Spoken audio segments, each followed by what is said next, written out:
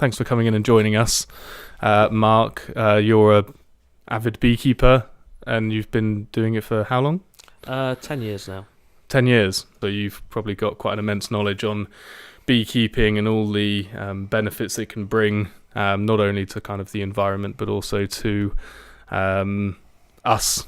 Going from the top, because I don't really know a whole lot about bees or beekeeping. When we're looking at types of bees, what are we looking at, really? What do we see in the garden and things like that?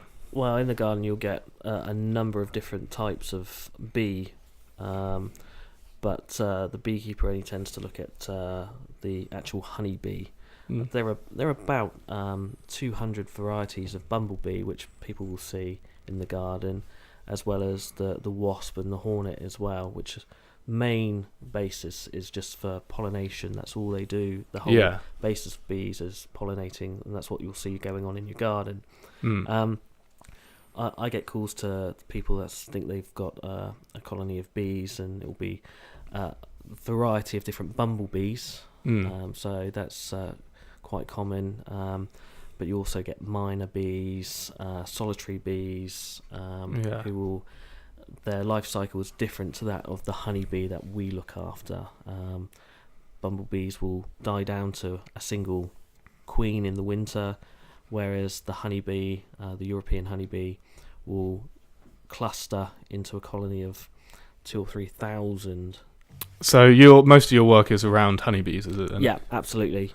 Just honeybees. So a colony of 2,000 or 3,000. So there's one queen in a colony? There's one queen, but the colony of 2,000 or 3,000, that's just in the winter. In the summer, or in the springtime, the one single queen bee will start ramping up production. Yeah. The bees are a social democratic monarchy, so it's not the queen controlling the hive. It's a very common misconception. The queen does not control the hive. Yeah. The workers control the hive, and they tell the queen as a society what they want to happen. Wow. The queen will start ramping up production, and they'll say to her in the springtime, right, it's time for you to start laying now. And she'll start the laying production of new worker bees, and new nursery bees, which is the life cycle of the bee starts as a nursery bee, bringing up the hive before they then develop into a worker bee, leaving the hive, foraging for food and nectar sources. Yeah, and a worker bee's male bees? No. Okay. The worker bees are female. So in a hive, in the height of the summer season, for argument's sake, there'll be one queen. Yeah. There'll be between 60 to 80,000 worker bees, which are all female, and there will be between 1,000, 2,000 male bees. Yeah. They are completely and utterly useless in the hive. Their sole production, the whole basis of them being there, is literally just to breed. So they can't feed themselves. They don't feed themselves. The workers have to feed and look after them, as well as looking after the queen. And all they'll do is leave the hive and go to known mating areas for queens, on the hunt for a passing queen to mate with. And as soon as they've mated, their genitals explode, and it's good night Vienna. That's it. That's their job done. Wow. So, and in the winter, or leading up to winter, all the male bees will be kicked out of the hive, and they're rejected from the hive. So it's just an all-female colony over the winter period. Wow, so they really run the show. They do, yeah. So how does a colony form, essentially? It doesn't form as such. It's always a colony. The natural cycle of the bees it gets to a point in a hive for a number of different reasons. It's too crowded, or the queen's underperforming for the hive's benefit, and they will find an egg, normally within the first 24 hours of being laid, and a queen is producing 1,500 eggs a day. She's kicking out 1,500 babies a day. Wow. They will pick a suitable egg, and they think, right, you are going to be our new queen. So the workers elect which one is going to be the new queen, and that that egg is taken out of its cell and placed into the only way I can describe it's like a monkey nut on its side. Yeah. and it's put into that cell, into what we call a queen cell. Mm. And depending on where it's formed on the comb, we can tell whether it's a supersedure queen or a swarming queen. Okay, and what's the difference between those? A supersedure queen is where the old queen is had its day, and they're going to bring up a new queen. So the old queen eventually will die out for old age or various reasons, or has already died out. And a supersedure queen is a queen replacing an existing queen. A swarming queen is the colony deciding it's getting too big, it's time to divide in half. So they will, to divide in half, they need to have a queen, a second queen, basically. So they'll build a swarm cell at the bottom of a frame, and from then, once that's capped within 5 days, the colony, the old queen thinks, I'm for the high jump, because if she stays around, she's going to get killed by the new queen. They'll fight it out. I don't want to be around when the new queen arrives or hatches out, so it's time to leave. The colony, all the loyal workers will then swarm. The queen will leave the hive, taking half the colony with her. That's the natural reproduction of a colony of bees. The hive splits into two. They fly off and form a new home, leaving the new queen and the rest of the colony behind. And that's what you see normally dangling from a tree. When you come home from work, you think, oh my God, what's this hanging from a tree? That's the colony that's reproduced. It's split in two. The old queen's left, and they're off to start a new colony. Wow. So the worker bees choose the queen. Yeah. So the queen's not biologically different in any way to the. Yes. Oh, is it? Yeah, she's biologically different. Because of the protein, the high protein that they feed the queen in the royal jelly, which most women use for their beauty products, that will dictate a genetic change in the bee. So she's a lot bigger, she's a lot longer in the abdomen, and she has the ability to lay both male and female eggs. A worker bee can lay eggs, but they'll always be male. Yeah. So she carries the chromosome. And once mated, to be able to produce both male and female bees. Interesting. I didn't realise it was that sort of complex. And just by sort of eye on the types of bees, how do you know you're looking at a honeybee? And bumblebees are pretty obvious, bigger and fluffier. Right? Yeah. It's a bit hard to try and describe it really. As a beekeeper, we're just used to saying, yeah, that's a honeybee. With a solitary bee, they tend to be the abdomen is slightly differently shaped. Their wingspans are different. It just, for me, I can tell it's quite different. But to try and explain it is a little bit hard. Quite difficult. Yeah. But if you're looking at something that you know is not a wasp and you know is not a bumblebee, there's a good chance you're looking at a honeybee, is it? Predominantly, yes, in your garden, especially if they're on your plants. It's about 75% chance it's going to be a honeybee. Yeah, and the honey making process, how does that? I've never been able to actually wrap my head around it. Like in the simplest terms, like explaining nectar and honey and. The bee needs two things to survive: pollen, which it uses to take back to the hive, which you see on its back legs, and it's used for the new brood, the new babies in the hive. Yep. And nectar, and the nectar is used to produce honey. Now, this tends to put a lot of people off when I tell them how honey is actually produced, but it's a case of bees being sick into each other's mouths, and that build up of being sick into each other's mouths 3 or 4 times, and then deposited into a cell, a honey cell. People don't realise that honey is just regurgitated nectar, which goes through into a special gland in the bee. And that is passed between bee, and finally ends up in a honeycomb. And it's just regurgitated bee sick. Wow, and you can sell that. So we call it honey. Because it sounds nicer than regurgitated bee sick. Yeah. But once it goes into a cell, obviously it goes in as a liquid, and it has quite a high water content.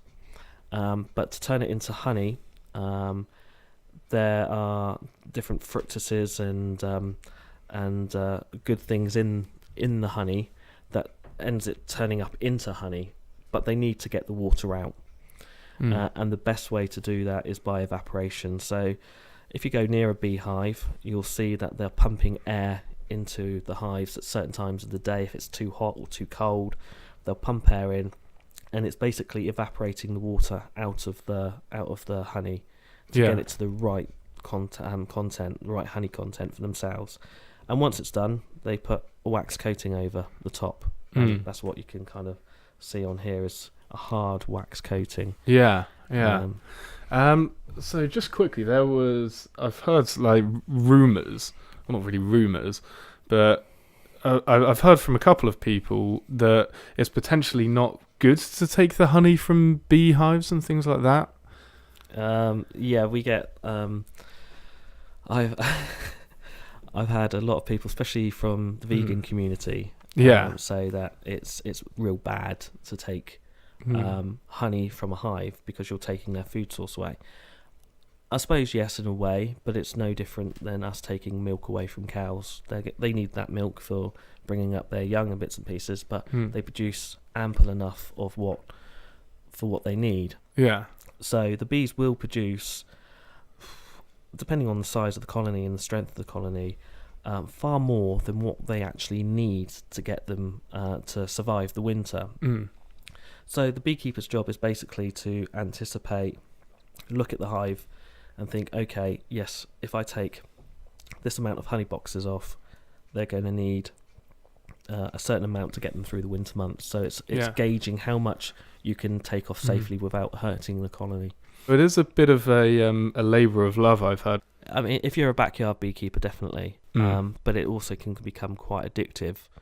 I started off with one hive. I never anticipated 10 years down the line to have 30 hives. So you just think, oh, well, I need to split this colony because it's going to swarm if I don't split it. So that's doing what we call an artificial swarm. You produce an artificial swarm into a secondary box, and you end up with a new colony. And you think, okay, so now I've got 2 colonies, and so on. But it is a labour of love. You've got so much. People don't realise the amount of work that goes into beekeeping. Yeah.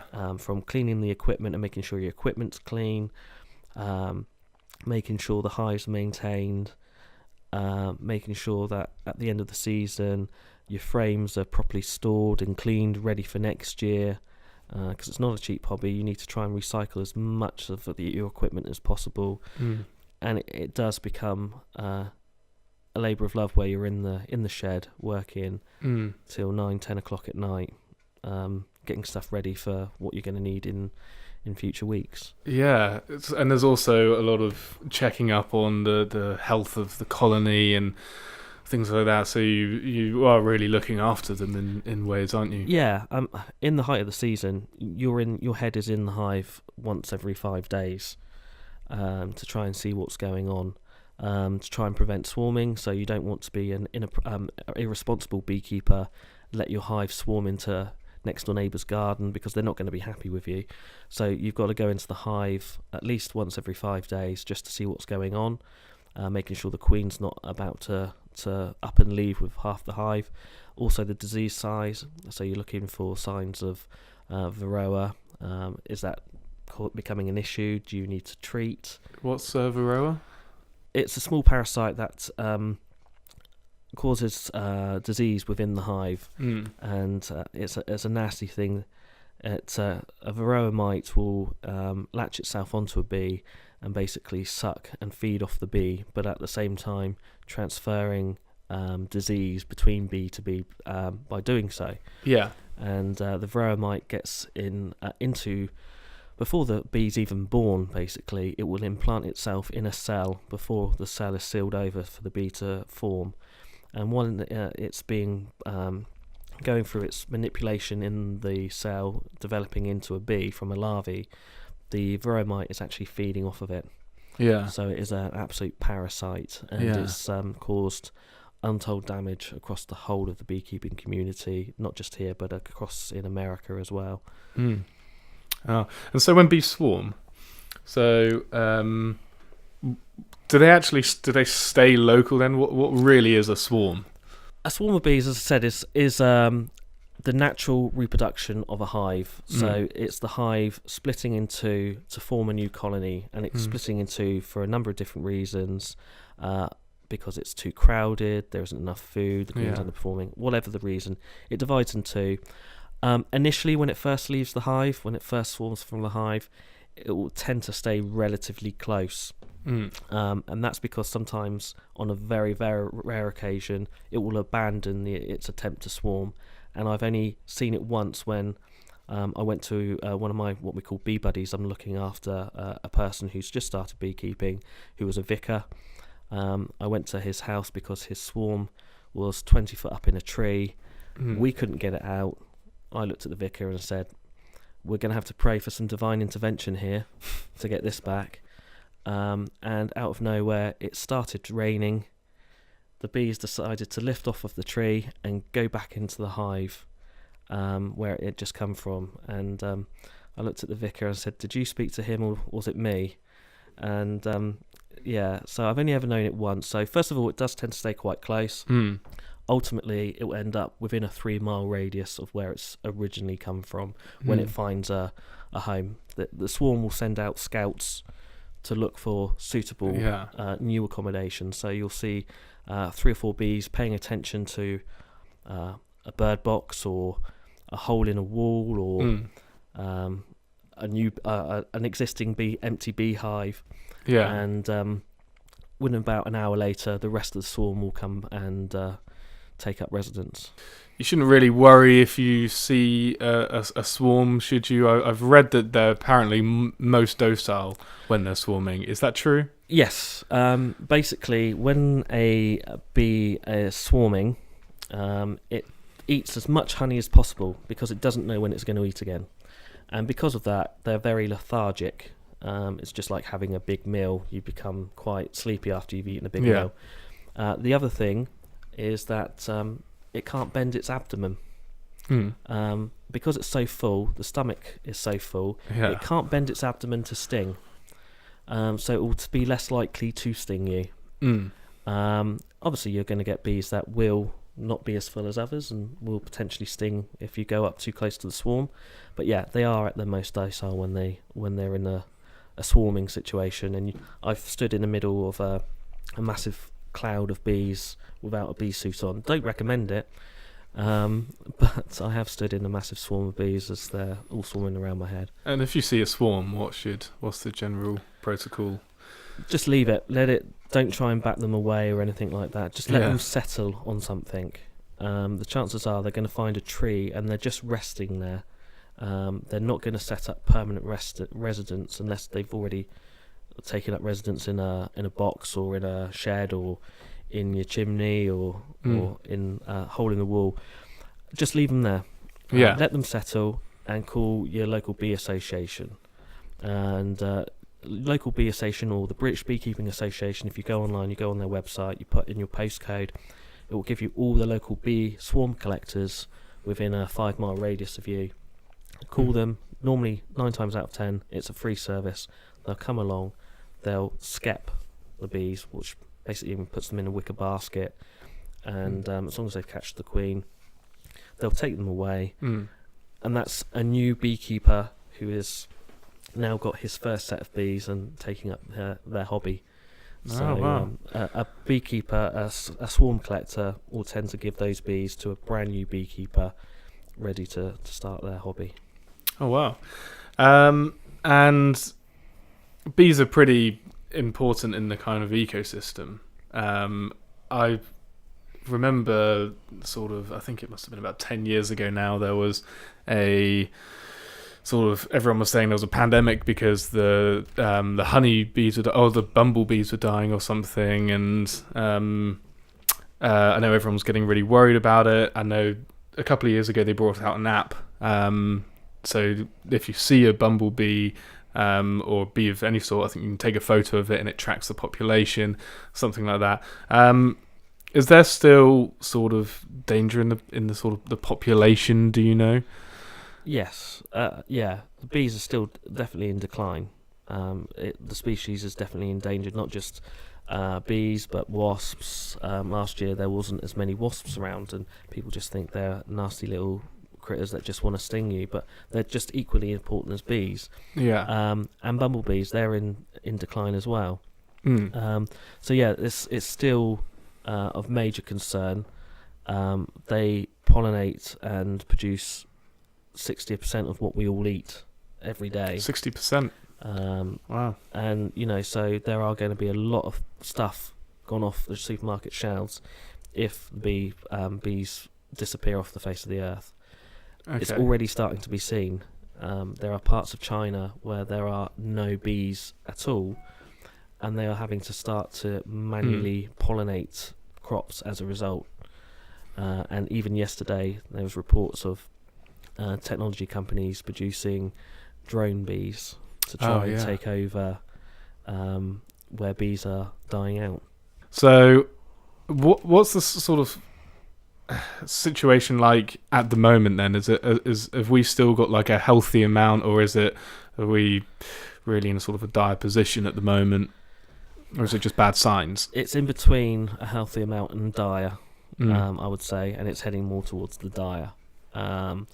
There are some arguments that people saying that some bee colonies are they've had more bee colonies one year, and then the following year they've got less colonies that they're looking after. So it is swings and roundabouts. It depends where you are. There are some parts of the country that are saying they're really suffering and had a real poor honey crop, which is obviously an indication of how well the bees are doing. But then there are other parts of the UK at the moment who have had a bumper crop. So what's a bumper crop? Well, they've had a real good intake of honey. Okay. So okay. And so for you then, as a beekeeper that's been doing it for sort of, you said 10 years, on a more like personal level, what kind of enjoyment do you get out of it? I don't know, because I don't like honey. It's I suppose that you could argue it's doing your bit for the bee population, but on the same time there is an enjoyment factor of having your head in a beehive. It's not a quiet hobby.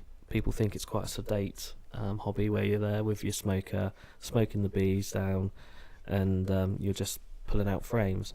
It's a really noisy hobby. You're there and you've got 5,000 bees all trying to either attack you around your head because you haven't used enough smoke, or the buzz that you get from the hive from the noise of the bees. It's quite a noisy hobby. For me, I don't really know what I get out of it.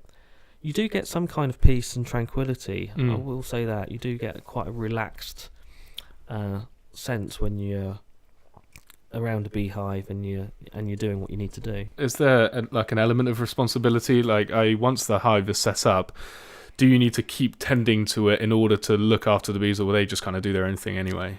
A bit of both. Yeah. You're doing your bit in the hive because you're monitoring how much honey they're producing, which, if that's the kind of thing you're into, then that's great. You get other beekeepers who are not so interested in the honey. They're just doing it because they're doing their bit for beekeeping. You can let the bees do what they want to do because they've been doing it for millions of years, so they do know what they're doing, and so you could technically just let them get on with it. Yeah. But then you're negating your responsibilities to a certain degree, because if you're a backyard beekeeper and the hives are at your bottom of your garden, if you don't look after them and you don't check that the hives are going to swarm, you could lose your hive into the next door neighbour's garden, which then creates problems because you have to retrieve the swarm. Or how do you do that? Well, it's the same as as a swarm collector. Yeah. And the rule is that if you lose your swarm of bees to someone and they get somewhere and someone else gets them before you do, that's their colony of bees. So you've lost your colony of bees. Oh, yeah. Have you ever had that happen to you? Well, I shouldn't probably really say this, but yeah, I lost my hives and my colony of bees. It went into a monkey enclosure.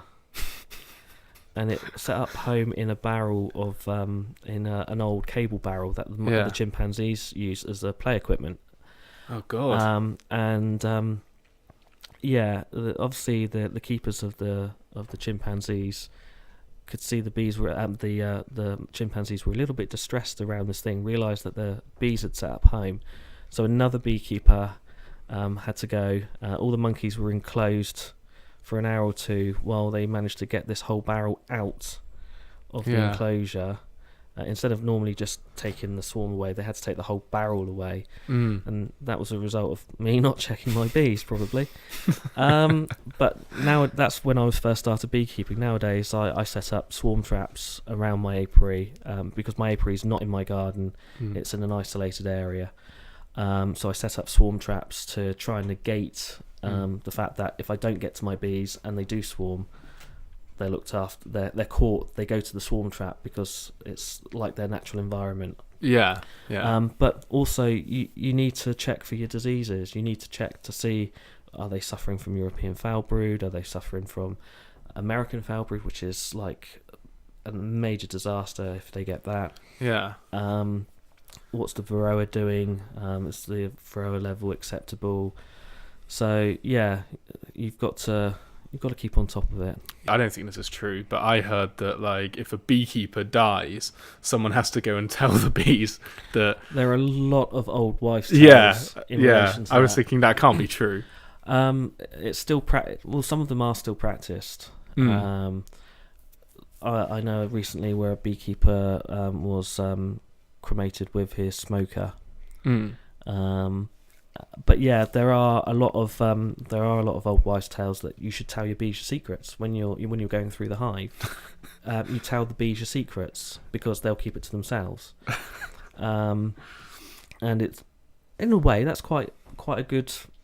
Looking back at it with what I do with other with new beekeepers that are PTSD sufferers, that actually is not a bad way of counteracting side effects. But yeah, when a beekeeper dies, it's down to another beekeeper to go and tell the hive that he's died.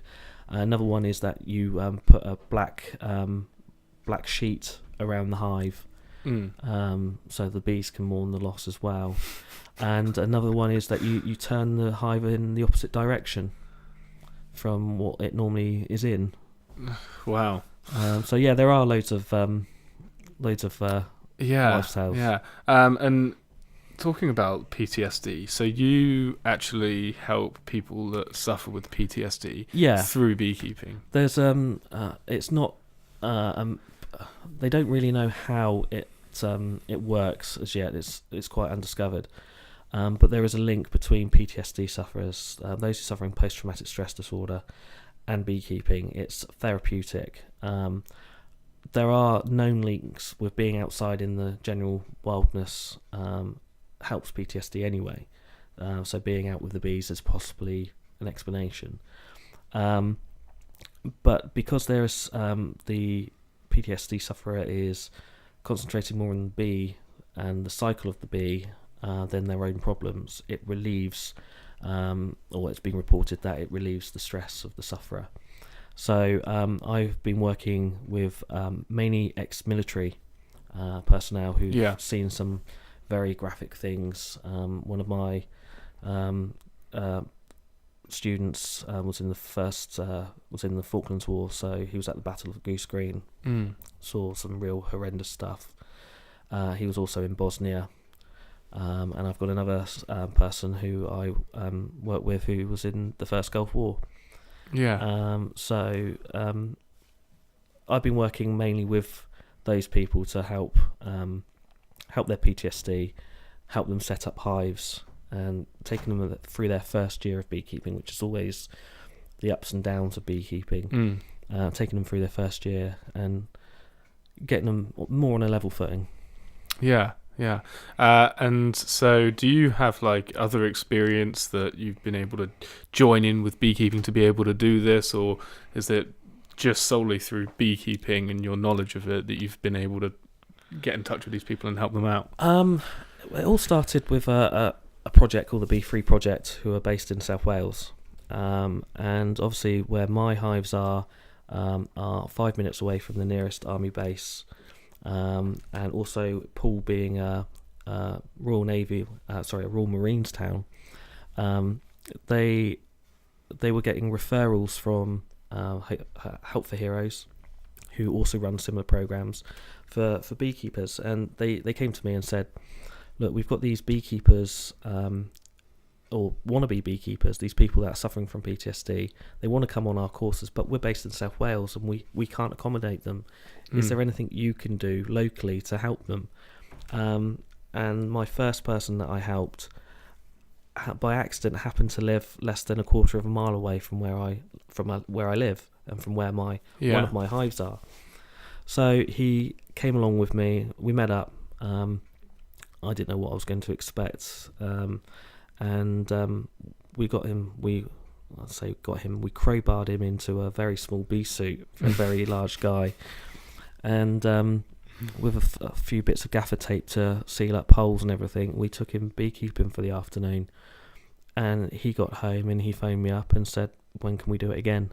I need to get out and do this again." And from then on, it's grown. And obviously, he knows other sufferers who are suffering PTSD, and they've then since come to me and asked for help. So I'm up to about five people now that I have one-to-one sessions with to try and relieve their PTSD.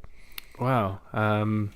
And you've noticed like a change through time? Yeah, so the first guy, he after his first session, he came, basically phoned me up straight away and said, I want to do it again. And that was about 2.5 years ago. Yeah. And from that time, I have noticed a difference in him. He was very socially isolated, wouldn't leave the house, suffered from anxiety issues and the likes, wouldn't go to public places. And funny enough, today we're both of us are going to lectures this evening to look at rearing queens. Yeah. So he's come completely out of his shell. He's now socially active, doing things that he's interested in. We're mixing with people who are also interested in the same thing. Yeah. So it's definitely different. I've got some other stuff we want to talk about, but first, did you want to go through some of this stuff? Ask away if you want to ask some questions. Yeah, just talk me through everything on this table. Okay, so some of the things here are our everyday tools that we use. So one of the things that everybody will see is or have seen on TV is the smoker, which we haven't got here because it's a dirty, smelly, massive piece of metal that we use to smoke the bees. Basically, when we use that, we're simulating a forest fire. Yeah. So the bees think there is a forest fire. They panic. They go into a semi-swarm mode. Yeah. They gorge themselves on honey, and they go into that dopey, can't sting you type mode. Okay. So we use that to what we call drive the bees down, and it also clears areas of the hive where we want to work in. So that's the main bit of kit that we use. The second bit is what looks like a mini axe, and these come. This is actually what we commonly call a hive tool, but there are other names for it, called a J tool, or a jimmy, and basically we use this to gain access into the hive. The bees use a thing called propolis or bee spit. Yeah. And they use that to seal the hive down, seal up any holes, make it watertight. And basically the bee spit, the propolis, is tree resin. And we've got to break into the hive. So we'll put the hive tool in, crack it, and you'll hear a large crack as we're breaking that seal. Normally all the bees then start swarming out at you. So this is very handy to gain access to certain parts of the hive, and also to wedgie in and get frames out, pick frames out. So that's the other thing. This is our claw, our grabber. Sometimes when you're in the hive, you can't quite get a frame out because it's stuck. So we basically go in, claw it like that, and yank it out. So I'm not going to do it too heavy on there. We'll just pull it out like that. Yeah. So that's another bit of tool we use. there are loads of other bits of instruments that we use that I haven't brought because it was just too much. So basically, beeswax, one of the fundamental things, the bee has on its abdomen the ability to make shards of wax, and that's how it makes the honeycomb. And once we've used a frame and we've cleaned it up, and we don't need the frame anymore because we rotate the frames for every couple of years or so for disease control, we'll melt it down into blocks like this, and then we can trade it in for new wax, for new sheets of what we call foundation. Yeah. So if I grab this here, this is a frame, and that's the sheet of foundation. Yeah. And basically it's got a pattern on it. It's got a honeycomb pattern on the front. Yeah. And that just gives a template for the bees to produce and pull outwards with their shards of wax on their abdomen honeycomb. Yeah. And that's what we trade the blocks of wax in for fresh sheets of like this, so we can put back into the hive. Yeah. So, and then obviously this here, this is a full honeycomb. Yeah. So you can grab. Yeah, sure. It's. Oh wow, it's quite heavy. It's very heavy. If you take the other end. Yep. So if you take it from there. That's far heavier than I expected. So that's the wax cappings on the front. That's what they've produced, just to seal in the honey and make it airtight inside. If you smell it, you can actually smell the honey in there. Yeah. Yeah, so it's quite a strong honey. So where did you get this from? And did you pull this out of? I'm trying to remember where I got that from. It's one out of my hives. I think that one is what they call sainfoin honey, which sainfoin is an ancient field crop, and it produces a pink flower. Yeah, fell out of fashion. The crop fell out of fashion during the Second World War when they needed to put it in the space for other crops. Yeah. And so yes, that's sainfoin honey. That's when it gets to that state, we know the bees have. It's ready for us to extract the honey. We know it's time to take the honey. But yeah, so other bits of equipment. The one thing most people think is quite funny is that when you're a beekeeper, you must be. If you get stung by a bee, you're fine. No, in fact, it's the opposite. The more we get stung, the more allergic we become to bee stings. And I found this out when I got stung to the throat because I didn't do my bee suit up proper. There was a gap that the bees manipulated and got through, stung me there, and I went into full anaphylactic shock. And this is like 9 years of beekeeping. Yeah. All of a sudden, I've become allergic to bees. So nowadays, I always carry a vial of adrenaline in an auto ejector with me. Probably not the most ideal situation for a beekeeper. To have, but in emergency, I have to stab myself with that. So it's pull it out and Pulp Fiction sort of. Where do you? Not into the heart, no. So basically, I just take it out, flip the blue catch off, the safety catch, and just plough it straight into my thigh. Yeah. And it gives me 100 milligrams of adrenaline straight into me. Give me a bit of a boost, and then straight into the back of an ambulance. So hopefully that's in working order. If not, I might be a little bit stuck. So when you got stung on the throat, was it just one bee that got through? Yeah, it was just one bee, and that's enough to need an adrenaline shot. Yeah, I've been stung since that incident, and I've been stung on my hands, and it's just like having a little pinprick. Nothing. It's not really an issue, but because I'd been stung so many times throughout the season, I built up an intolerance to it. That one sting was enough to immobilise me. Went into, as I say, anaphylactic shock, which is not nice because you start struggling to breathe, you go very dizzy. I broke out, if you excuse the pun, in hives all over my body, so I just turned white, pus hives all over me, which were itchy as anything. Oh god! Is that just like sort of like a rash? Massive rash, instant. This was within 5 minutes of being stung. Yeah. And God knows how I managed to drive myself to the hospital. But I turned up in A&E in a bee suit, struggling to breathe. Next thing, I'm on a crash table in resus, being worked on by 20 nurses and doctors and everything. Yeah. And this one thing I'll always remember is this nurse leaning over me saying, "Always wanted to keep bees. I'm really interested in keeping bees." And me looking up at her and saying, "Well, you can have mine. I'm just about to give up." So yeah, Must have been quite a sight in A&E, sat next to a guy in a full bee suit. Well, luckily I wasn't in the waiting room for long. I was straight out the back. As soon as they realised what was going on, I was straight out the back into the recess area. So how many times have you been stung? Is it easy to count, or? I normally get stung, I would say, 9 or 10 times every month. Really? Because you're working with your hands, and it's your hands that are diving in there. And I use latex gloves for disease control. You can get some real heavy duty gloves. Yeah. But I use latex gloves to prevent disease transferring between the hives, and they can get through it. Their stingers can get through.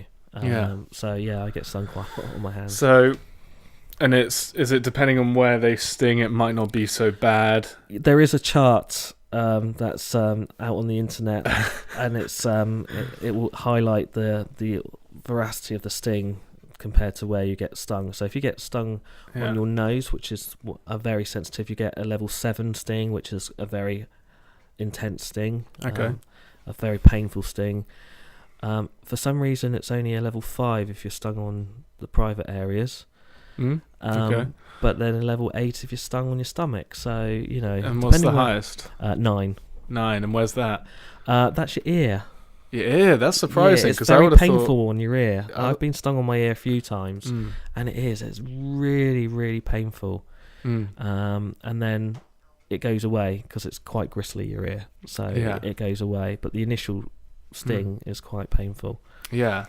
And we've got some honey here. So this is a honey from your... Yeah. What do you call your hives? A group of hives, you call it an apiary. Apiary? Yeah. Okay, and this is from your apiary? One of my apiaries, One of your apiaries.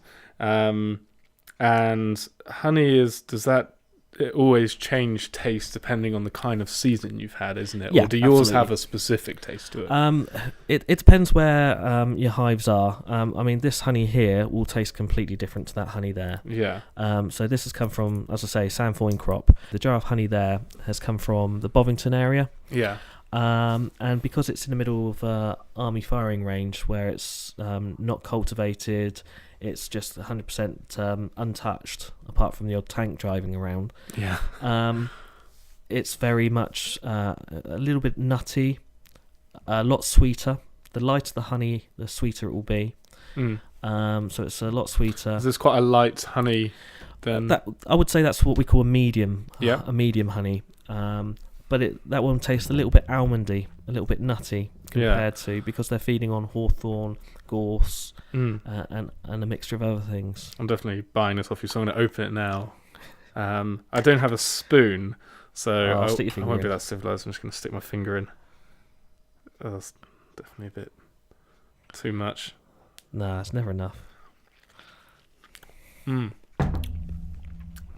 That's tasty, isn't it? I've got to start having like honey on my toast and things like that. It's quite healthy, is it? It is, yeah. Because it's all natural sugars. Yeah. It's a hell of a lot hell of a lot healthier than other things. Yeah. So people in Scandinavia, they use honey instead of sugar in their tea. Yeah. So they'll use a dollop of honey instead of using sugar. It's hard. I can't really compare it to other tastes of honey because I don't eat honey a lot, but that's certainly very tasty. So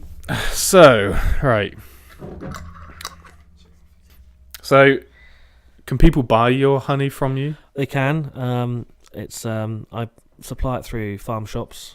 Yeah. So they can buy it. Whereabouts?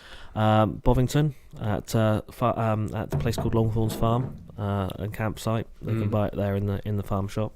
They can also buy it from Farmer Palmer's, which is the kids' adventure playground. So if you're there with your kids, it's quite a good opportunity. Or I get a lot of people just turning up on my doorstep. Yeah. I wasn't feeling too good the other week, and coming down with man flu, as you always do this time of year. Oh, that's terrible, isn't it? Knock on the door, and it's my doctor, and I'm like, I haven't called you. He's like, no, I'm here to buy 7 jars of honey, please. Really? So it's I get a lot of knocks on the door with people coming to buy honey. Wow, I'm going to keep this around then for when I'm next coming down with something. Yeah. If someone was watching this and thinking, okay, I'm thinking of getting a beehive, I don't know much about it, I don't even know if I can have a beehive. What are the requirements, really? How do you know if you're in a good area to do it, if you're going to have one in your own property? I would always say, first of all, speak to your local bee association. Okay. Your local beekeeping association will be able to guide you through various different things, and they'll 9 times out of 10 put you in contact with someone who's got hives not far from you. I always think it's the best way to keep a hive is to have a water source nearby, because the bees need water. Yep.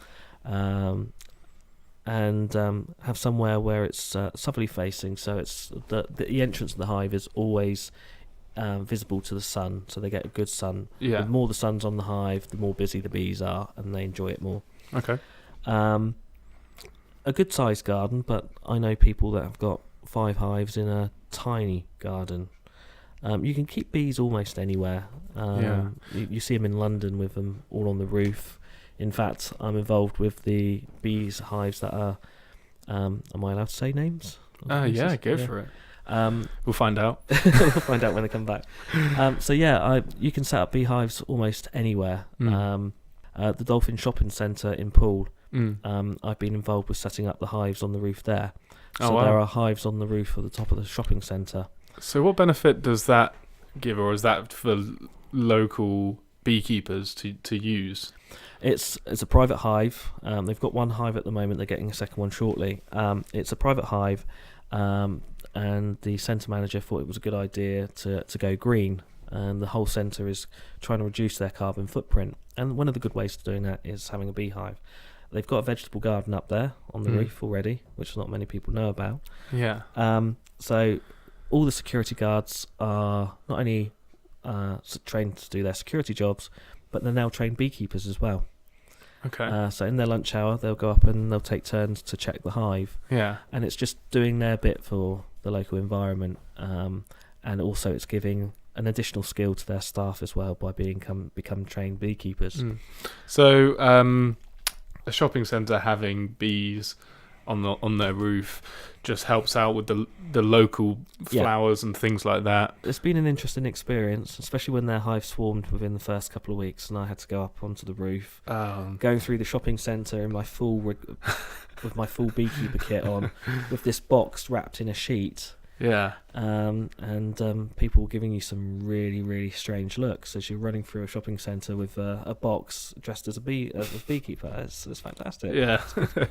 What can people expect in terms of a cost to set up and buy a beehive? Because I know you're saying a lot about sort of like trying to recycle stuff, and maybe you can find people that are giving away their stuff. When you're first starting beekeeping, you can go onto websites like eBay and get a second-hand hive, which is going to be a fraction of the price of buying out for a new one.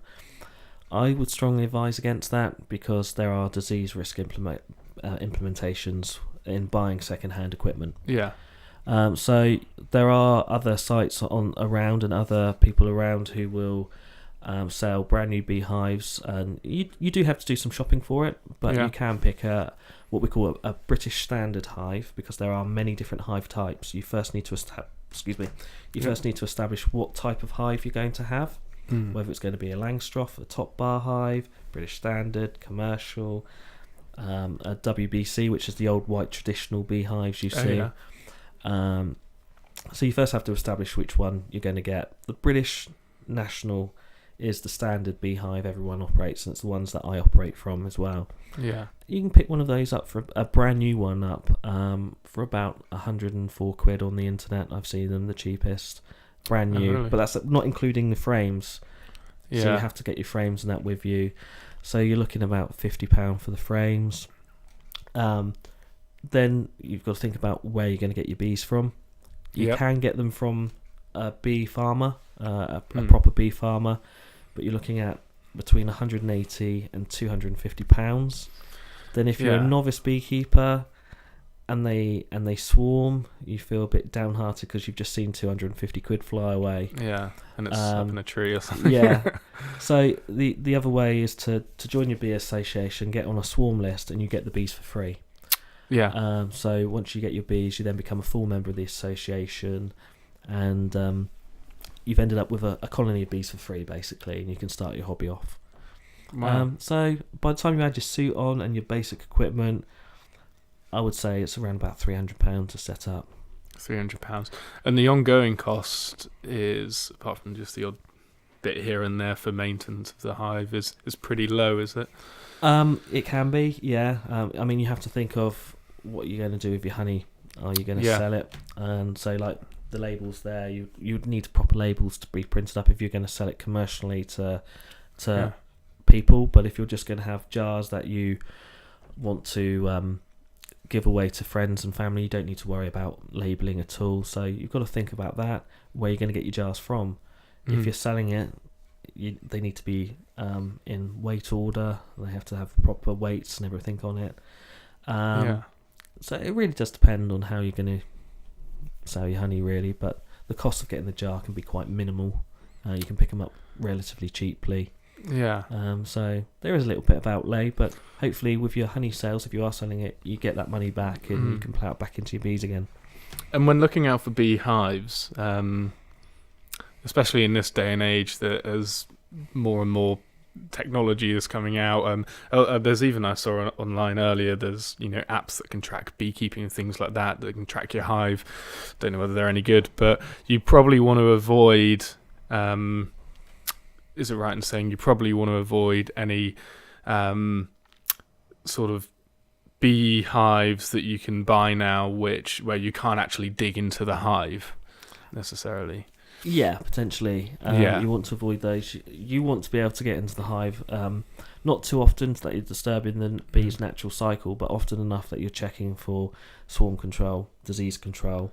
Yeah. And also if your honey's ready or not. So yeah, because there's a lot made out of sort of plastic, or I think use plastic. I'm not quite sure what materials they use, but you're basically saying go for a kind of a traditional looking sort of wooden hive. You can get the plastic hives, which may suit yourselves if you're in an urban setting, in central London, for argument's sake. Yeah. But the wooden ones, they're more aesthetically pleasing. I've got a dummy hive in my garden we use just as a garden ornament next to the 3 other hives that I've cultivated during the winter period. Yeah. So it's down to personal choice. But me personally, I prefer wooden hives. They're a lot more durable, especially when you're cracking them open with the propolis and stuff like that. Yeah. And the plastic hives can get brittle quite quickly. So. Yeah. And neighbours and things. If you're in London, or if the place I'm at, so you've got perhaps I've got like a 40-foot garden. I've got neighbours each side. I thought that would have been sort of too small for bees. Do they tend to sort of disturb or have any effect on the sort of immediate areas around them? Yes and no. If you're thinking about getting beehives, it's always better to let your neighbours know or ask them. And if they say yes, then make sure you supply them with honey as a little sweetener to keep them sweet. Yeah. As I do. But I've got 5 hive sites. One of those hive sites is my back garden. Now, I told my neighbours either side of me that I was going to have bees in the back garden, and both of those didn't mind whatsoever. The people who lived behind me, I forgot to tell, and they only found out when they walked past the front of my house and saw me in a bee suit. Yeah. And they said, "Oh, do you keep bees?" I said, "Yeah, I've got hives in the back garden. There's hives next to us." I said, "Yeah." And they're like, "Well, I didn't know that. I might not be happy with that."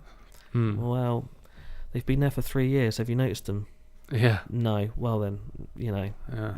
if you've not noticed them, you can't really complain. Yeah. But they No can honey be, for you. no, exactly, no honey for them. But they can sometimes be a nuisance, bees. Yeah. As I say, especially if they swarm, if you don't control them properly, Mm. or they swarm into next door neighbour's garden. The other thing people don't realise is that bees don't defecate in the hive. They're quite a clean insect. Yeah. So the only way they can do this is outside the hive. Mm. Normally over your next door neighbour's brand new white sheet. And it leaves rust marks in the sheet that you can't get out. And when wow. people think, oh, look at this brown mark. Yeah, actually, that's bee poo from my hives. I'm sorry. So, so people don't realise that as well. So, Do they make much noise just from day to day? No, it's I've got, as I say, I've got 3 hives in my back garden. Sometimes you don't notice they're there at all. Yeah. Sometimes I like standing in front of them and looking away from the hive and watch them coming into the hive, and it's like Heathrow Airport. There's just bees coming in from all directions. Yeah. And then sometimes they do what they call orienteering flights, where a new batch of young female bees leave the hive for the first time. Yeah. And they don't go very far. They just stay around the hive, but it looks like the hive is swarming. It's not. It's just them doing an orienteering flight. Okay. And if your next door neighbours aren't aware of that, that's what the bees do, they tend to get a bit panicky and think, oh my god, your hive's swarming. And it's not. They're just on an orienteering flight. So occasionally you'll get an orienteering flight which lasts about 15-20 minutes. They all go back in the hive and you don't notice them, and they just, You're talking about orienteering flights, and what's to you the most sort of fascinating activity that bees might do, or what do you think is something that is maybe not particularly well known in the sort of behaviour? Oh, there's loads. Yeah. The first being obviously that it's a socio-democratic monarchy. The Queen's not in charge. The workers are in charge. The Queen's pumping out 1,500 babies a day. Most people don't know that. But also that jar of honey there's been nearly half, I would say over 150,000 miles of flying have gone in to produce that jar of honey from the bees. 150,000 miles? Yeah. There is one single bee produces a teaspoon of honey in its 6-week life. And there's probably about, I would say, 1,000 bees went into making that one jar of honey. What, from their whole lifespan? Through their going whole into whole lifespan, yeah. this There's jar about of- 1,000 bees made that one jar of honey. Yeah. And people don't realise that the bees work themselves to death. Yeah. So the bee will leave the hive, and because it's flowing, it will fly 3 miles from the hive to find food. So it's 3 miles out, 3 miles back, flying at 40 miles an hour. It works itself to death. So on its way back to the hive, it will just fall out the sky and die because it's worked itself to death. All for the fact that the bees will sacrifice themselves by stinging someone for the benefit of the rest of the hive. They give their lives for the whole of the rest of the hive. It's just, Yeah. And look right back in time to the days of the Bible, whether you're religious or not. Bees have always been mentioned in the Bible as being the way humanity should be in real life. Yeah. Everyone working for a common good. Mm. So it is the perfect society that people really should model our own lives on, instead of the stupid things in life that get to us. Like Einstein, Albert Einstein said, when the bees die out, we've got 4 years left on this earth. And someone painted a mural on a wall, and the words are quite resonant. If we die, we're taking you with us. So, yeah. Wow. I think we could probably wrap up there. I've learned absolutely loads about bees. But thanks so much for coming and talking to us. No problem. And sharing that, because I think it's always been quite fascinating to me, and always quite fascinating to people I've been talking to. And hopefully, if people watch or listen, then you've answered a lot of questions. If people want to get in touch with you about various things or opportunities as well. Then have you got sort of like a website? Website's under development at the moment. Yeah. That's on my to-do list, as well as quite a lot of things. But I'm mainly on Twitter. It's at Perfect Swarm UK on Twitter. That's my main point of contact at the moment until our website's up. Lovely. Well, yeah, thanks very much. Let's cut that there.